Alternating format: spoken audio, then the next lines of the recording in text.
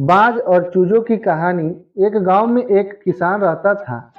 एक बार उसे कहीं से बाज का एक अंडा मिला। उसने वह अंडा मुर्गी के अंडे के साथ रख दिया। मुर्गी उस अंडे को अन्य अंडे के साथ सेने लगी। कुछ दिनों में मुर्गी के अंडे से चूजे निकल आए और बाज के अंडे में से बाज का बच्चा चूजों के साथ पलने खेलने लगा।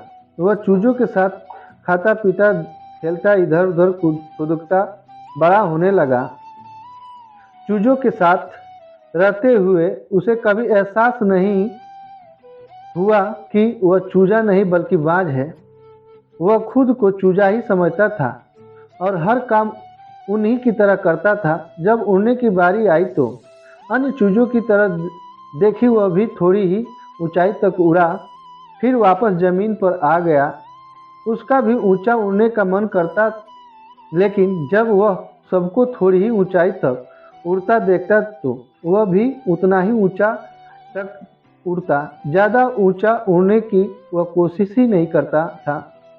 एक दिन उसने ऊंचे आकाश में एक बाज को उड़ते हुए देखा। इतनी ऊंचाई पर उसने किसी पंछी को पहली बार उड़ते हुए देखा था। उसे बड़ा आश्चर्य हुआ। उसने चूजों से पूछा, वो कौन है भाई जो इतनी ऊंचाई पर उड़ रहा है? चूजे बोले, वो पंछी का राजा बाज है। वह आकाश में सबसे ज़्यादा ऊंचाई पर उड़ता है। कोई दूसरा पंछी उसकी बराबरी नहीं कर सकता। यदि मैं भी उसके जैसा उड़ना चाहूँ तो? कैसी बात कर रहे हो? मत भूलो तुम एक चूजे हो, चाहे कितनी ही कोशिश कर लो बाज जितना नहीं उड़ पाओगे।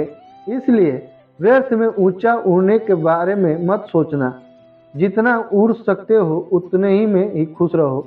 चूजे बोले। बाज ने यह बात मान ली और कभी ऊंचा उड़ने की कोशिश ही नहीं की।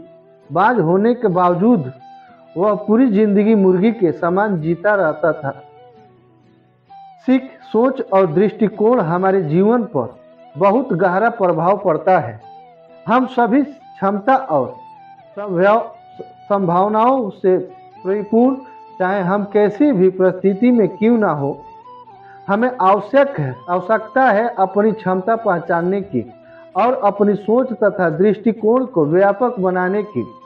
स्वयं को चूजे समझेंगे तो चूजे ही बनेंगे और बाज समझेंगे तो बाज बनेंगे। खुद को कम न समझें, अपनी क्षमता को सीमित न करें, बाज बने और जीवन में ऊंची उड़ान भरें।